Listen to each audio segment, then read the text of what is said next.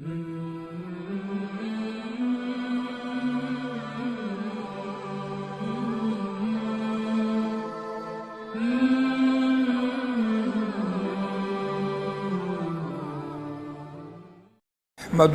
ونستعينه ونستغفره ونؤمن به ونتوكل عليه ونعوذ بالله من شرور أنفسنا ومن سيئات أعمالنا من يهده الله فلا مضل له ومن يضلله فلا هادي له وأشهد أن لا إله إلا الله وحده لا شريك له وأشهد أن سيدنا ونبينا ومولانا محمدا عبده ورسوله صلى الله تعالى عليه وعلى آله وأصحابه وبارك وسلم تسليما كثيرا كثيرا أما بعد فأعوذ بالله من الشيطان الرجيم بسم الله الرحمن الرحيم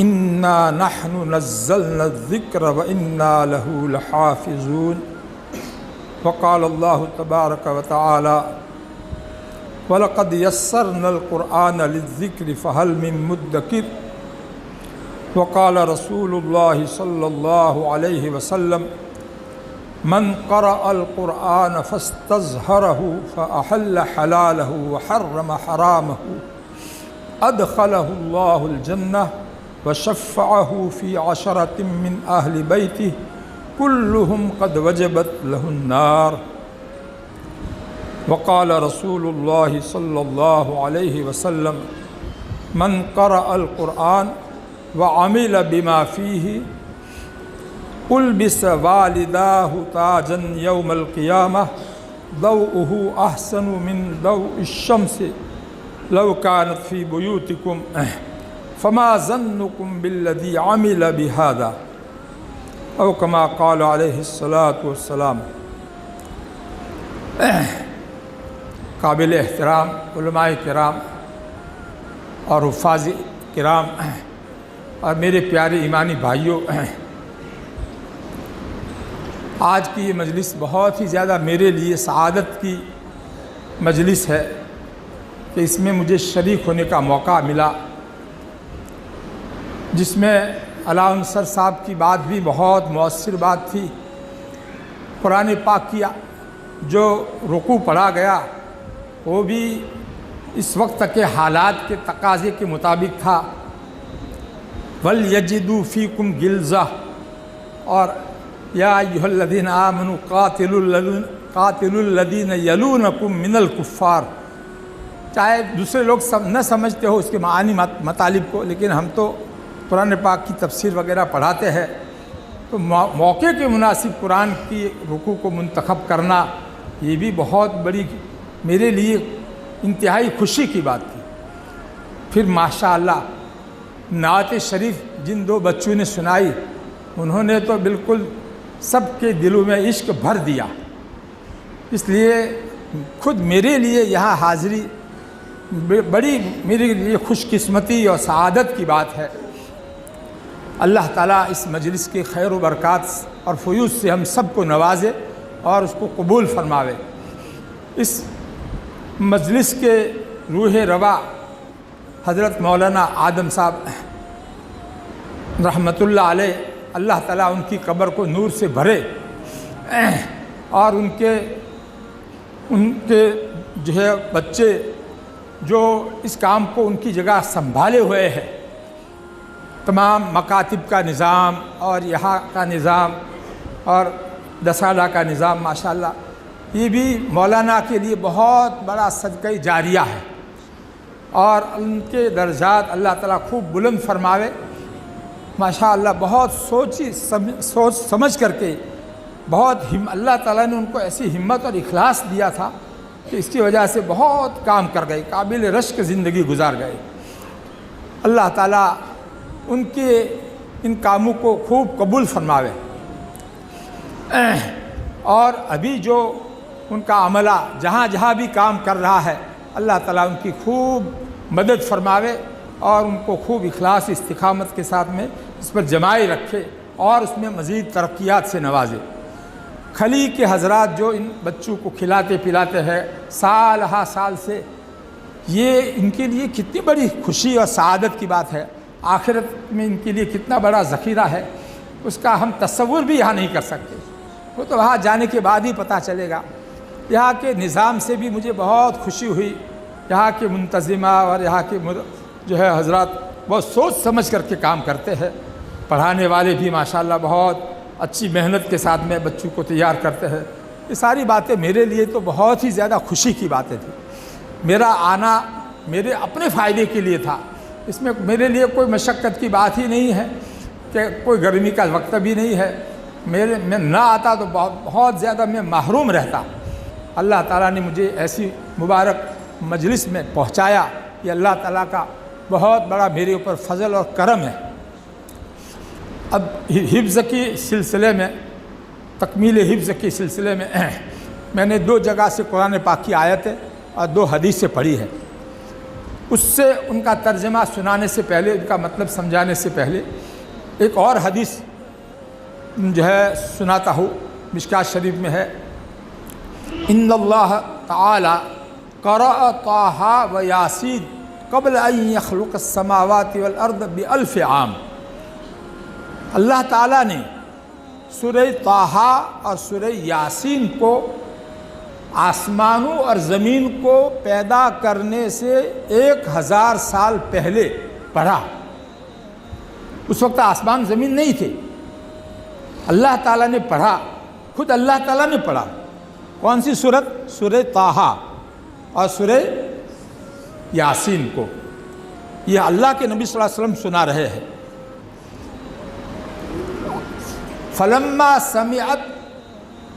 فلما سمعت الملائکۃ القرآن، پھر جب فرشتوں نے قرآن، اللہ کے قرآن پڑھنے کو سنا، فرشتے موجود تھے، فرشتے پیدا ہو چکے تھے، انہوں نے اللہ کے اس قرآن پڑھنے کو سنا تو ان فرشتوں نے، جو معصوم مخلوق ہے، 3 دعائیں دی۔ طوبیٰ، وہ بہت خوشحال رہے، اللہ کی خاص رحمت ان پر نازل ہو۔ کس کے اوپر؟ طوبیٰ لأمۃ ينزل ھذا علیہا، اس پوری امت کو اللہ تعالیٰ خوشحال رکھے اور ان پر اللہ تعالیٰ اپنی خاص رحمت نازل فرماوے، جس امت کے اوپر یہ قرآن اتارا جائے گا۔ پوری امت کو یہ دعا دی ان فرشتوں نے، پہلے نمبر پر۔ دوسرے نمبر پر کیا دعا دی؟ وَطُوبَى لِأَجْوَافٍ تَحْمِلُ ھذا، اور وہ سینے بھی خوشحال ہو، اللہ کی خاص رحمت ان سینوں پر نازل ہو جو سینے اس قرآن کو اپنے اندر اٹھائیں گے، یعنی حافظ بنیں گے۔ اتنے سارے حافظ ماشاءاللہ جنہوں نے اللہ کے کلام کو اپنے سینے میں محفوظ کیا، ان کے لیے خصوصی الگ سے دعا دی، پوری امت میں سے خاص طور پر ان کے لیے الگ سے دعا کی۔ طوبیٰ یعنی الحالت الطیبہ، بہت اچھی حالت میں اللہ تعالیٰ رکھے، اللہ تعالیٰ کی خاص رحمت نازل ہوئے ایسے سینوں پر جن سینوں میں یہ قرآن اٹھایا جائے گا، جو سینے اس قرآن کو اٹھائیں گے، محفوظ کر لیں گے اپنے اندر۔ آپ کو کتنی زیادہ خوشی ہونی چاہیے اس دعا، اس معصوم مخلوق کی یہ دعا سن کر کے، اس وقت تک کی دعا جب کہ آسمان و زمین بھی نہیں پیدا ہوئے تھے۔ ہمارے نبی کو اللہ نے یہ بات بتا دی، ہمارے نبی نے ہم کو یہ بات بتا دی۔ اور تیسری دعا کس کو دی؟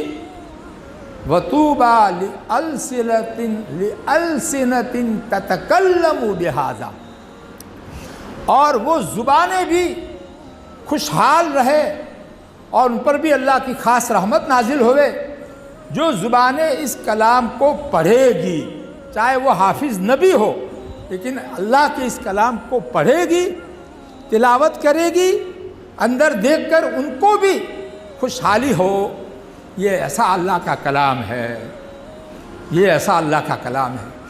اللہ کا کلام جو ہے یہ اللہ کی صفت ہے، اللہ تعالیٰ کی صفات میں سے ایک صفت ہے۔ اللہ تعالیٰ کی ذات وراء الورا، کوئی سمجھ نہیں سکتا۔ اللہ تعالیٰ کی صفات کو بھی ہم سمجھ نہیں سکتے، پوری طرح سے کوئی اللہ تعالیٰ کی صفات کو نہیں سمجھ سکتا ہے۔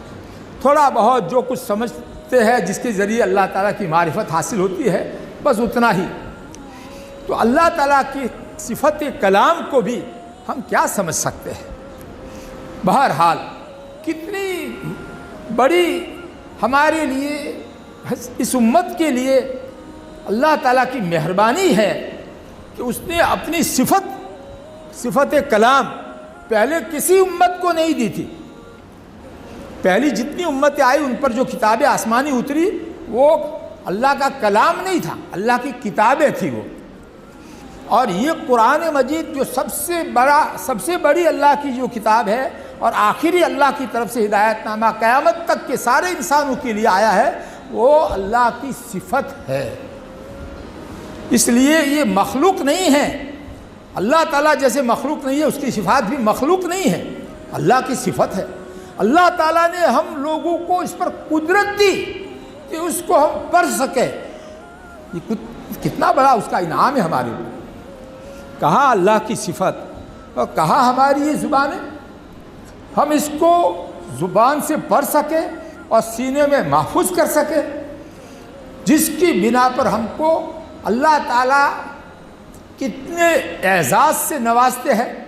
قرآن پاک میں اللہ تعالیٰ فرماتے ہیں کہ اصل قرآن کے حافظ تو ہم ہیں، اِنَّا نَحْنُ نَزَّلْنَا الذِّكْرَ وَإِنَّا لَهُ لَحَافِظُونَ۔ یقیناً قرآن کو ہم نے اتارا ہے اور ہم ہی اس کی حفاظت کرنے والے ہیں۔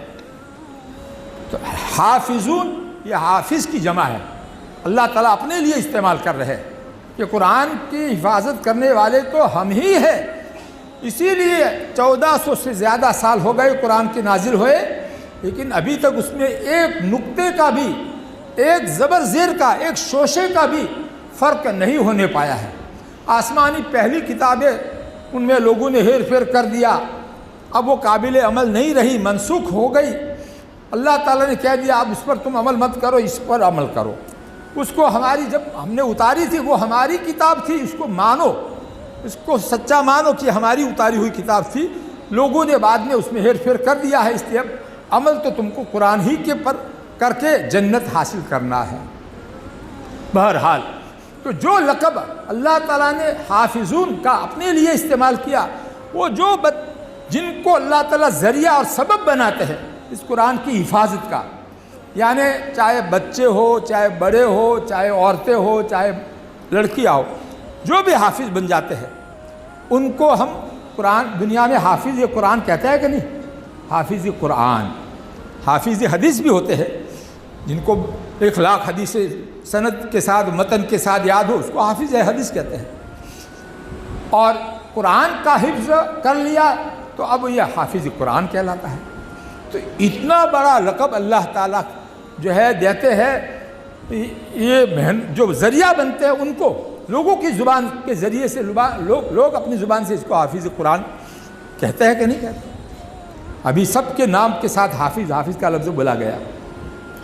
بہرحال آپ بہت ہی زیادہ مبارکبادی کے قابل ہے یہ حفاظ کرام، اور ان کے والیات، ان کے ماں باپ، ان کے خاندان کے لوگ بھی، اور ان کو کھلانے پلانے والے، ان کا انتظام کرنے والے سب لوگ بہت زیادہ مبارکبادی کے قابل ہیں۔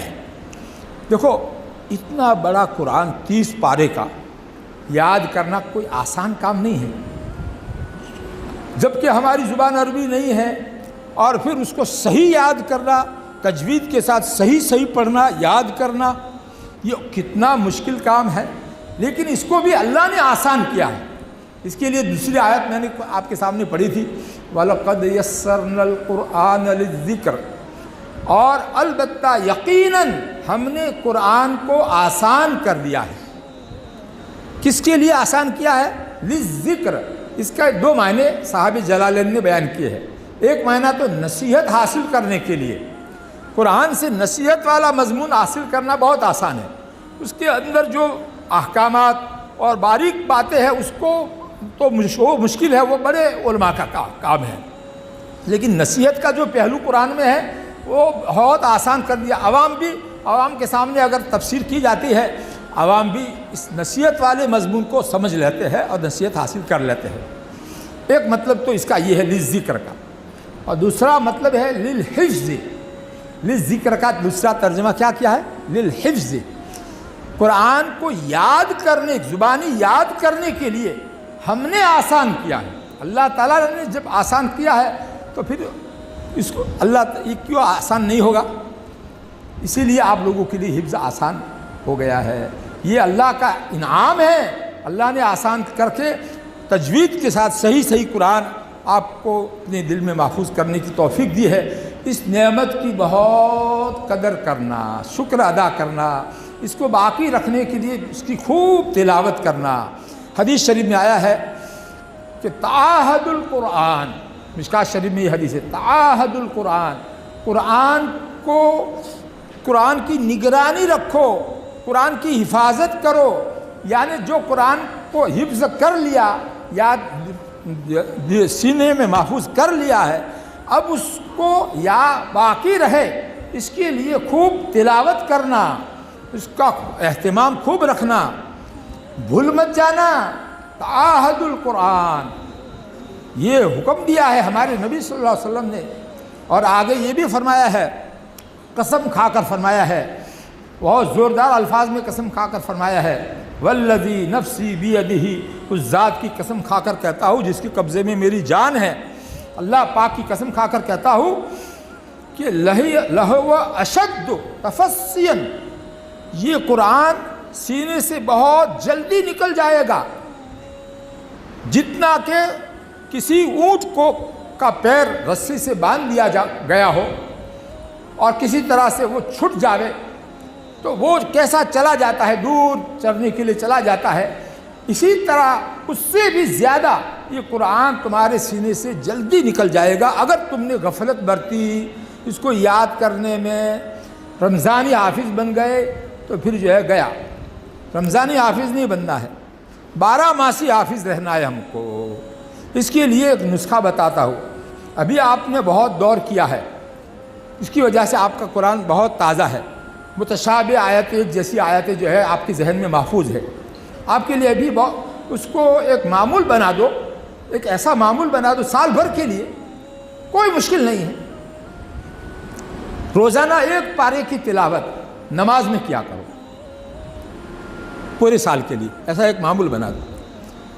چاہے وہ نوافل کے اندر، سنتوں کے اندر 1 رکوع کر کے پڑھو، چاہے وہ اوابین کی نماز میں آدھا پارہ پڑھ لیا، آدھا پارہ کسی اور جو ہے نماز میں پڑھ لیا، بہرحال اس طرح سے آپ روزانہ 1 پارہ نماز میں پڑھنے کا معمول بنا سکتے ہیں۔ بہت سے ہمارے بزرگ ایسے گزرے ہیں، سال بھر وہ نماز میں قرآن پاک کی تلاوت کرتے تھے، ان کا قرآن بہت پکا ہوتا تھا۔ اس لیے ہمیں اگر پکا رکھنا ہے، اس نعمت کو باقی رکھنا ہے، تو اس کے لیے نسخہ میں نے بتا دیا آپ کو بیچ میں۔ اب وہ 2 حدیثوں کا ترجمہ رہ گیا ہے، اس کا ترجمہ سن لیجئے۔ اس میں بہت اہم آپ کے لیے ایک ترقی کا سامان ہے، آگے بڑھنے کا سامان اس میں ہے۔ پہلے حدیث میں نے پڑھی تھی، من قرأ القرآن، جس شخص نے قرآن پڑھا، یعنی اندر دیکھ کر پڑھنا سیکھ لیا، ناظرہ قرآن، فاستظہرہ، پھر اس نے اس کو زبانی یاد کر لیا، یعنی حافظ بن گیا۔ یہ کون کہہ رہے ہیں؟ اللہ کے رسول صلی اللہ علیہ وسلم کہہ رہے ہیں کہ جس نے قرآن اندر دیکھ کر صحیح پڑھنا سیکھنے کے بعد پھر اس کو زبانی یاد کر کے حافظ بن گیا۔ پھر حافظ بننے کے بعد 2 کام اور کیے اس نے، فَأَحَلَّ حَلَالَهُ وَحَرَّمَ حَرَامَهُ، پھر اس نے اس قرآن میں اللہ نے جن چیزوں کو حلال قرار دیا ہے ان کو اس نے حلال سمجھا، اور اللہ نے جن چیزوں کو قرآن میں حرام قرار دیا ہے ان کو اس نے حرام سمجھا اور اس سے بچتا رہا۔ یہ 2 کام کرنے کے لیے علم کی ضرورت پڑے گی۔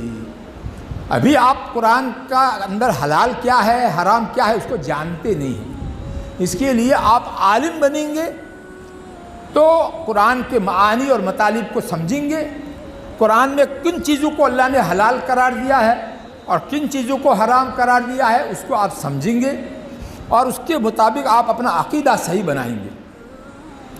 اس میں عقیدہ صحیح کرنے کے لیے یہ جو ہے علم کی ضرورت پڑے گی، آگے عالم بننے کی ضرورت پڑے گی۔ قرآن کے مطابق اپنا جو ہے عقیدہ حلال حرام کے بارے میں لوگوں میں غلط چیزیں چل پڑتی ہیں قرآن کے خلاف، ایسا عقیدہ نہ رکھے، قرآن میں جو ہے اس کے مطابق جو ہے حلال کو حلال حرام کو حرام سمجھے۔ ایک مثال دیتا ہوں بیچ میں، لوگ یہ سمجھتے ہیں کہ کوئی نے ایک طلاق عالی ہے تو اسے آٹومیٹک بیجو ہے آپ سے یہ وقت ایک جو ہے بیجی آٹومیٹک طلاق پڑی جائے نا، تیسرا آپ سے تیسری پڑی جائے، ایسا سمجھتے ہیں لوگ۔ تو یعنی اس کا مطلب یہ ہوا کہ قرآن نے تو یہ کہا ہے کہ ایک طلاق اگر دی ہے تو وہ آٹومیٹک 3 نہیں ہوتی ہے، ہمیشہ کے لیے وہ عورت حرام نہیں ہوتی ہے، قرآن تو یہ کہتا ہے۔ اور یہ عام عقیدہ کیا ہے کہ آٹومیٹک 3 تھی جائے اور یہ ہمیشہ ماٹے حرام تھی جائے۔ قرآن کے خلاف عقیدہ ہوا کہ نہیں؟ ایک عام غلط ماحول لوگوں کا ذہن بنا ہوا ہے، بہت سے اچھے لوگ پوچھتے ہیں۔ خیر، اس طرح کی بہت سی چیزیں قرآن سمجھنے کے بعد، قرآن کے معانی مطالب کو سمجھنے کے بعد میں کھلتی ہے۔ دیکھو، میں جب چھوٹا تھا اسکول میں جاتا تھا تو، اور ابھی میں نے جو ہے حفظ شروع نہیں کیا تھا، اس وقت کی بات ہے۔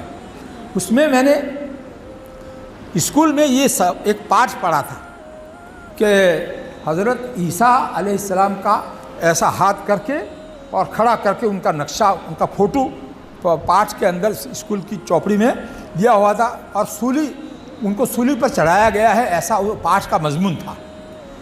حضرت عیسیٰ علیہ السلام اللہ کے نبی جو ہے، ان کے بارے میں ایسا غلط مضمون اس پاٹھ میں نے پڑھا تھا۔ اگر میں اس کے بعد میں عالم نہ ہوتا تو میرے ذہن میں وہی غلط عقیدہ رہتا کہ عیسیٰ علیہ السلام کو سولی دی گئی ہے۔ جب میں عالم ہوا، میں حافظ ہونے کے بعد میں پھر عالم بنا اور دیوبند جا کر کے علم حاصل کیا، قرآن کا ترجمہ پڑھا، تو سمجھ میں آیا کہ وما صلبوہ وما قتلوہ، اللہ ان دشمنوں نے، حضرت عیسیٰ علیہ السلام کے دشمن جو یہودی تھے، انہوں نے عیسیٰ علیہ السلام کو سولی نہیں دی، قتل نہیں کیا، اللہ تعالیٰ نے اس کی نفی کی۔ ولیکن شبہ لہم، حقیقت کھول دی اللہ قرآن میں۔ تو وہ غلط عقیدہ جو میں نے جو ہے اسکول میں پڑھا تھا، وہ میرا عقیدہ صاف ہو گیا قرآن پڑھنے سے، قرآن کی وجہ سے۔ تو معلوم ہوا کہ قرآن کو صرف الفاظ زبانی یاد کر لینا، حافظ بن جانا، اتنے پر اکتفا نہیں کرنا ہے، اس کو سمجھ کر کے اس کے مطابق اپنا عقیدہ صحیح عقیدہ حلال حرام کے بارے میں بھی بنانا ہے۔ یہ میں نے 2 مثالیں دے دی، اللہ تعالیٰ کے دماغ میں ڈال دیتے ہیں کہ اس کی ابھی ضرورت ہے تو لوگ کچھ سمجھیں گے مثال سے۔ بسم اللہ۔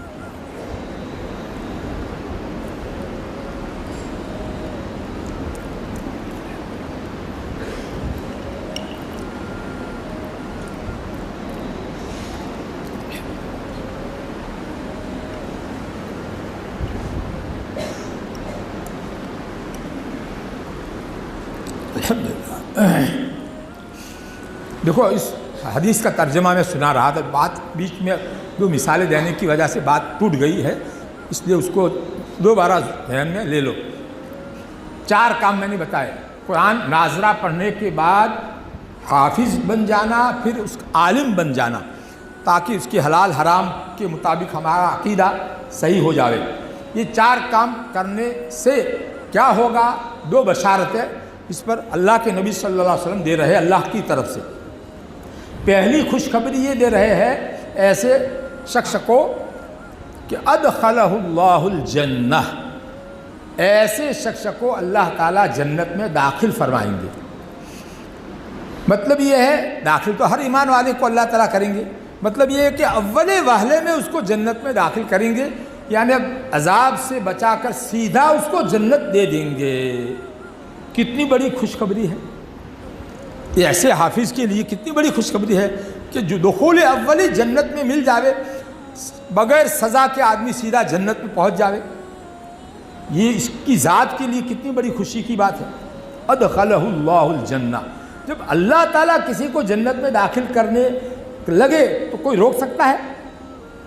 وہ الفاظ کیسے؟ ادخلہ اللہ الجنہ، اللہ تعالیٰ اس کو جنت میں داخل فرمائیں گے، جنت ان کی داخل کرنے والے وہ، کون روک سکتا ہے؟ دوسری بشارت، دوسری خوشخبری، وَشَفَّعَهُ فِي عَشَرَةٍ مِّنْ أَهْلِ بَيْتِهِ، اور ایسے حافظ ہونے والے بچے کی سفارش اللہ تعالیٰ قبول کریں گے اس کے گھرانے کے 10 افراد کے حق میں، اور وہ 10 افراد ایسے ہوں گے کلہم قد وجبت لہ النار، ان میں سے ہر ایک کے لیے دوزخ واجب ہو چکی ہوگی۔ دوزخ واجب ہو چکی ہوگی کیا مطلب؟ ایسے وہ گنہگار ہوں گے کہ دوزخ میں جانا ان کے لیے ضروری ہوگا۔ ایسے گنہگار بڑے بڑے گناہ کیے ہوئے ہوں گے، ان کے لیے یہ حافظ سفارش کرے گا اللہ کے سامنے، اے اللہ یہ میرے ماں ہے، یہ میرے باپ ہے، یہ میری نانی ہے، میرے دادا ہے، یہ میرے بھائی ہے، یہ میری بہن ہے، آپ ان کو جو ہے دوزخ میں مت جانے دیجئے، ان کو ہمارے ساتھ جنت میں بھیج دیجئے۔ ایسی سفارش یہ بندہ کرے گا، حافظ بندہ ایسا، تو اللہ تعالیٰ اس کی سفارش قبول کر کے لے جا ان 10 کو، لے جا تیرے ساتھ جنت میں جا۔ کتنا بڑا اعزاز اللہ تعالیٰ دیں گے ایسے حافظوں کو جو عالم بن کر کے قرآن کے مطابق اپنا عقیدہ حلال حرام کا صحیح کر دیں گے۔ اس لیے نیت کر لو کہ ہم کو عالم بھی بننا ہے۔ آپ حافظ ہونے والے بچے بھی نیت کر لو، اور آپ کے والد حضرات اگر جتنے بھی یہاں آئے ہیں وہ بھی نیت کر لو کہ ہمیں اپنے بچے کو اب عالم بھی بنانا ہے، اور محنت سے علم حاصل کرنا ہے۔ آپ لوگ یہ نیت کر لو، محنت میں کمی نہیں رکھنی ہے۔ اب ایک حدیث کا ترجمہ صرف باقی رہ گیا ہے، وقت کم ہے اس لیے میں صرف ترجمہ کرتا ہوں۔ دوسری ایک حدیث ابھی آپ کو سنائی تھی میں نے، اس میں مشہور ہے حافظ کے والدین کو جو ہے قیامت کے دن تاج پہنایا جائے گا۔ تاج کس کو پہنایا جاتا ہے؟ دنیا میں بادشاہ کے سر پر تاج ہوتا ہے، وزیر کے سر پر تاج نہیں ہوتا ہے۔ ہاں، اتنا بڑا اعزاز کس کو ملے گا؟ ماں باپ کو۔ جب ماں باپ کو ایسا اعزاز اللہ تعالیٰ دیں گے، اور کیسا تاج ہوگا؟ پوری حدیث کا ترجمہ سنو پہلے تاکہ سمجھ میں آوے۔ اللہ کے نبی صلی اللہ علیہ وسلم فرماتے ہیں، من قرأ القرآن، جو بھی شخص قرآن پڑھے، اندر دیکھ کر کے قرآن پڑھنا سیکھ لے، صحیح طریقے سے قرآن پڑھ لیا، ناظرہ پڑھ لیا۔ آگے ایک روایت میں ایک لفظ اور آیا ہے، اس کی شرح کرتے ہوئے، مشکات کے اندر یہ حدیث ہے، اس کی شرح مرقات میں ملا علی قاری نے فَأَحْكَمَهُ، وفی روایت فَأَحْكَمَهُ کا لفظ ہے۔ پھر اس قرآن کو اندر دیکھ کر پڑھنے کے بعد اس کو مضبوط کر دیا، یعنی حافظ بن گیا۔ اس میں یہ جو الفاظ میں نے ابھی پڑھے تھے اس میں حافظ بننے والا لفظ کوئی تھا نہیں۔ میں نے تلاش کیا کہ یہ حافظ کے لیے حدیث سنائی جاتی ہے، اس کے والدین کو تاج پوشی ہوگی، تو اس میں تو کوئی ایسا ہے نہیں لفظ۔ چلو میں نے کہا اس کی شرح میں دیکھو، تو اس کی شرح مرقات بہت اہم عربی میں مشکات کی جو شرح ہے ملا علی قاری کی، اس میں انہوں نے اس حدیث کے ذیل میں یہ لفظ بڑھایا ہے کہ وفی روایت فَأَحْكَمَهُ، اور ایک روایت میں یہ بھی آیا ہے کہ اس قرآن کو اندر دیکھ کر پڑھنے کے بعد اس کو مضبوط کیا، یعنی اس کو اپنے دل میں محفوظ کیا، حافظ بن گیا۔ اب بات پوری ہو گئی۔ حافظ بننے کے بعد ایک کام اور کرنے کا بتایا ہے۔ ہاں، یہ میں نے کہا تھا ترقی کی باتیں ہیں تمہارے لیے، ایسی حدیث ہے یہ۔ صرف حافظ بن جانے پر شیطان کہیں ہم کو دھوکے میں نہ لایا، بہت کچھ ہو گیا، ہم تو بہت نہیں، ابھی کچھ باقی ہے۔ یہ حدیثیں بتا رہی کچھ باقی ہے، اور اس کے اوپر یہ ساری بشارتیں ہیں۔ بشارتیں ہیں، لیکن بشارتوں کے لیے جو قیدیں ہیں حدیث میں، وہ قیدوں کو بھی ہمیں سمجھنا ہے اور اس پر بھی عمل کرنا ہے۔ وہ قید کیا ہے؟ وعمل بما فیہ، آگے الفاظ من قرأ القرآن وعمل بما فیہ، جس نے قرآن پڑھا اور اچھی طرح یاد کر کے حافظ بن جانے کے بعد کیا کیا، قرآن میں جو احکام ہیں اللہ تعالیٰ کے، ان احکام پر اس نے عمل کیا، کرنے کے جو کام ہیں وہ کیے اور نہ کرنے کے جو کام ہیں ان سے بچا رہا، تو اس کو کیا کہیں گے، عمل کیا، قرآن کے احکام پر عمل کیا۔ احکام قرآن میں دو قسم کے ہیں، کرنے کے فرائض و واجبات اور بچنے کے حرام مکروہات، یہ بچنے کی چیزیں ہیں، تو دونوں پر عمل کرے۔ عمل بما فی، ما کا لفظ عام ہے، جتنے بھی قرآن میں احکام ہے اس پر اس نے عمل کیا، یہ اس کے لیے علم کی ضرورت پڑے گی، قرآن کے اندر کیا احکام ہے، اس کو آدمی عالم بنے گا، جانے گا، سمجھے گا، پھر اس پر عمل ہو سکے گا۔ عملی اپنے اندر عملی مشق پوری کرنے کے لیے کسی اللہ والے کی صحبت میں بھی رہنا پڑتا ہے، تب جا کر کے پوری زندگی عملی بنتی ہے، ورنہ عملی زندگی میں کچھ کمی رہ جاتی ہے، کچھ جاننے کے باوجود کمی رہ جاتی ہے۔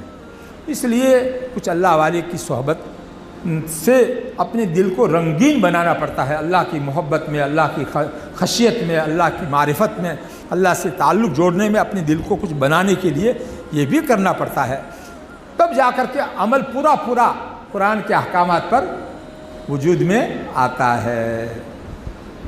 وَعَمِلَ بِمَا فِيهِ، اس کے بعد وہ بشارت ہے کہ اتنا کرنے پر کیا ہوگا، اُلْبِسَ وَالِدَاهُ تَاجًا يَوْمَ الْقِيَامَةِ، تو ایسے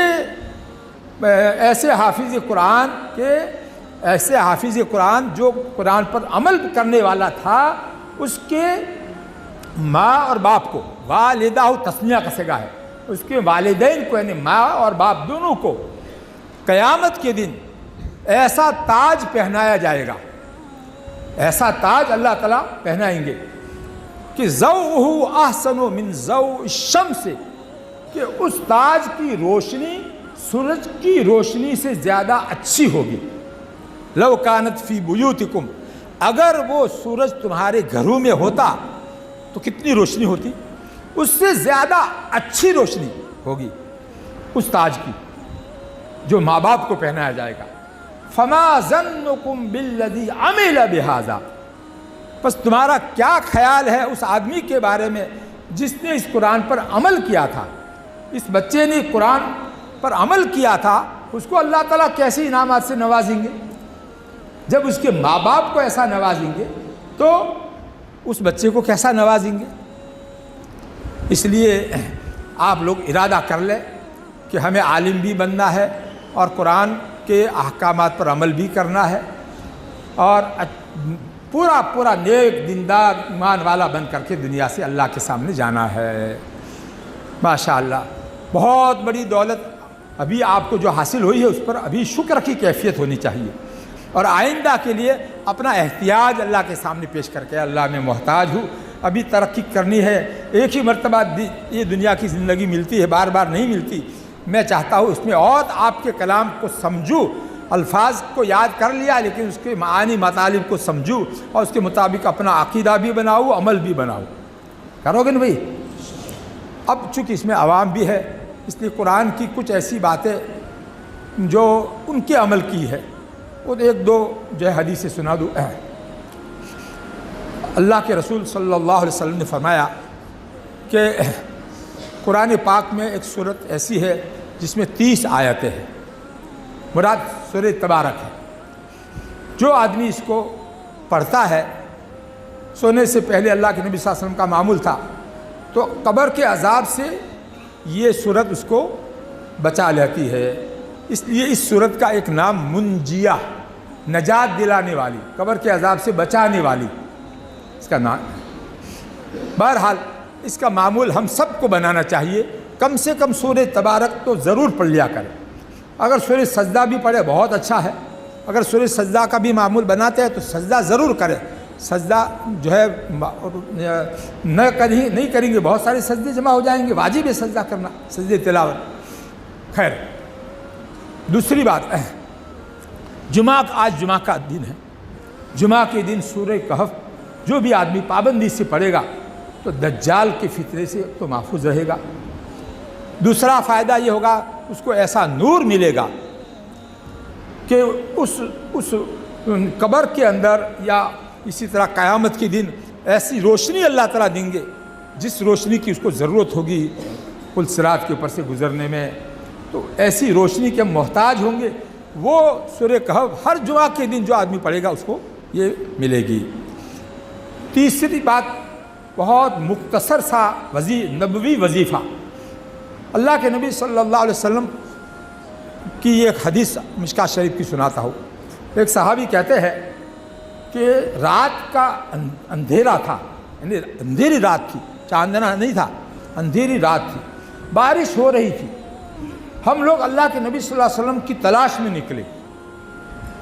آپ ذرا سوچو تھوڑی دیر کے لیے، بارش ہو رہی ہو، اندھیرا ہو، کوئی گھر سے باہر نکلتا ہے؟ کوئی کسی دوست سے ملنے کے لیے جاتا ہے؟ یا اللہ کے نبی صلی اللہ علیہ وسلم کے ساتھ کیسا عشق ہوگا صحابہ کرام کو کہ ایسی اندھیری رات میں بارش ہو رہی ہے اور نکلے اللہ کے نبی صلی اللہ علیہ وسلم کی تلاش میں۔ کہتے ہیں فَأَدْرَكْنَا، پھر ہم نے پا لیا آپ کو۔ جو آدمی سچا طالب ہوتا ہے اللہ تعالیٰ اس کو اس کی مطلوب چیز دے دیتے ہیں۔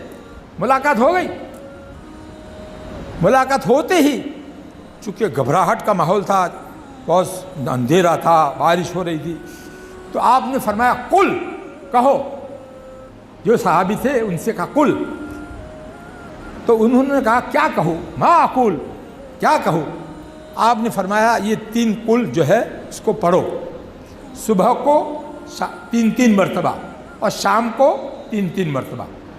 سورہ اخلاص 3 مرتبہ پڑھ لو، پھر سورہ فلق 3 مرتبہ پڑھ لو، پھر سورہ ناس 3 مرتبہ پڑھ لو۔ جب صورت بدل جائے تو بیچ میں بسم اللہ پڑھنے کی ہے، ایک ہی صورت کو 3 مرتبہ پڑھنے میں بیچ میں بسم اللہ پڑھنے کی ضرورت نہیں ہے، شروع میں اعوذ باللہ بسم اللہ پڑھ کر کے شروع کر دو۔ اس طرح سے صبح کو فجر کے بعد پڑھ لو اور شام کو مغرب کے بعد پڑھ لو۔ عربی میں مساء کا اطلاق جو ہے نا وہ سورج ڈوبنے کے بعد ہوتا ہے، اور صباح کا اطلاق سورج نکلنے سے پہلے تک ہوتا ہے، اس لیے فجر کے بعد معمول بنا دو اور مغرب کے بعد اس کو معمول بنا دو۔ تو فائدہ اس کا کیا بتایا ہمارے نبی صلی اللہ علیہ وسلم نے؟ اس کا فائدہ یہ بتایا تکفیہ من کل شیء، یہ 3 صورتیں 3 مرتبہ پڑھنا اس پڑھنے والے کو ہر شر سے کافی ہو جائے گی، ہر شر سے حفاظت کے لیے کافی ہو جائے گی۔ کیسی ہی شر کی کوئی بات ہو، کیسا ہی کوئی پریشان کرنے والی کوئی چیز ہو، اس سے اللہ تعالیٰ اس کی حفاظت کریں گے۔ چاہے کوئی جادو اس پر کرنا چاہے تو جادو نہیں چلے گا، کوئی عاصب اور شریر جنات اس کو پریشان کرنا چاہے گا وہ پریشان نہیں کر سکے گا، کوئی حسد کرنے والا جلنے والا اس کو نقصان پہنچانا چاہے گا اس کے شر سے بھی حفاظت۔ ہر قسم کی مخلوق کے شر سے حفاظت مانگنے کا ڈھنگ خود قرآن میں اللہ نے اتار کر اس امت کو یہ دے دیا ہے نسخہ، اور ہمارے نبی نے اس نسخے پر عمل کرنے کا ڈھنگ اور طریقہ ہم کو بتا دیا، اور اس طریقے سے اس کا یہ فائدہ ہوگا یہ بھی گارنٹی والی بات بتا دی ہے۔ اس لیے جن کا یہ معمول ہے پابندی سے، چاہے سفر ہو حضر ہو، وہ مبارکبادی کے قابل ہے، اور جن کا معمول اب تک نہ ہو یا کچا ہو، کچا پکا ہو، تو اب سے اس معمول کو پکا بنا دو۔ یہ قرآن میں سے ہی کچھ نسخے میں نے آپ کو بتائے، اب ایک آخری نسخہ اور بتا دوں، آیت الکرسی کا نسخہ۔ آیت الکرسی قرآن پاک کی سب سے بڑی آیت ہے، اس کا فائدہ حدیث میں جو آیا ہے وہ یہ ہے، خود اب وہ لمبی حدیث پورا نہیں ترجمہ کروں گا، اس کا خلاصہ ہی بتاؤں گا کہ یہ آیت الکرسی جو آدمی رات کو سونے سے پہلے پڑھ لیتا ہے، بستر پر جا کر لیٹ جاوے اور اس کے بعد آیت الکرسی پڑھ لے، تو رات بھر شیطان اس سے دور رہے گا، شیطان اس کے پاس نہیں آ سکے گا، اور ایک فرشتہ اس کی حفاظت کے لیے مقرر ہو جائے گا۔ کتنی بڑی بشارت ہے، فرشتہ رات بھر اس کی حفاظت کرے، شیطان پاس میں نہ آ سکے۔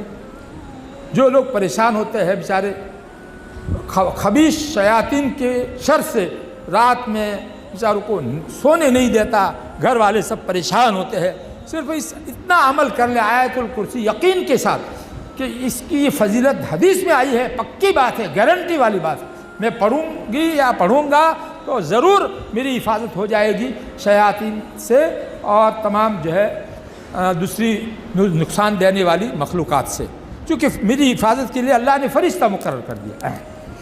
ایک تو آیت الکرسی پڑھنے کا سنت موقع یہ ہے سونے سے پہلے، پورے دن میں 8 مرتبہ آیت الکرسی پڑھنا سنت ہے، پورے دن میں 8 مرتبہ آیت الکرسی پڑھنا سنت ہے، 5 نمازوں کے بعد۔ تو یہ ہو گئی اس کی فضیلت یہ ہے کہ جو آدمی پابندی سے 5 نمازوں کے بعد آیت الکرسی پڑھے گا تو اس کے اور جنت کے درمیان صرف موت کا فاصلہ رہے گا، مرا اور سیدھا جنت۔ کتنی بڑی فضیلت ہے، جیسے اس کا بھی اہتمام کرو گے نا بھائی؟ تو 5 تو موقع یہ ہوئے اور ایک رات سونے سے پہلے 6 ہو گئے، اور 2 مرتبہ صبح اور شام آیت الکرسی پڑھنا بھی سنت ہے۔ لیکن یہ جو 2 مرتبہ صبح شام والی ہے، صبح فجر کے بعد اور شام یعنی مغرب کے بعد، اس میں یہ آیت الکرسی سے پہلے سورہ مومن کی شروع کی 3 آیتیں پڑھنا ہے، پھر اس کے بعد آیت الکرسی پڑھنا ہے۔ حامیم تنزیل الکتاب من اللہ العزیز العلیم غافر الذنب وقابل التوب شدید العقاب ذی الطول لا الہ الا هو الیہ المصیر۔ یہ 3 آیتیں ہو گئی سورہ مومن کی شروع کی، اتنی پڑھو، اس کے بعد پھر آیت الکرسی ایک مرتبہ پڑھ لو۔ تو یہ صبح شام والی آیت الکرسی کے ساتھ میں اس کو بھی پڑھنا ہے، پڑھو گے نا؟ بس کافی وقت ہو گیا ہے، اب کچھ کام بھی باقی ہوگا، 10 بجے تک کا پروگرام ہے۔